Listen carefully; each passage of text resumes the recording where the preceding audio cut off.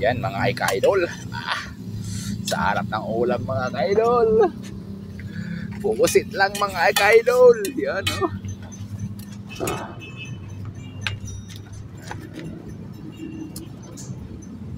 Yan mga ka-idol.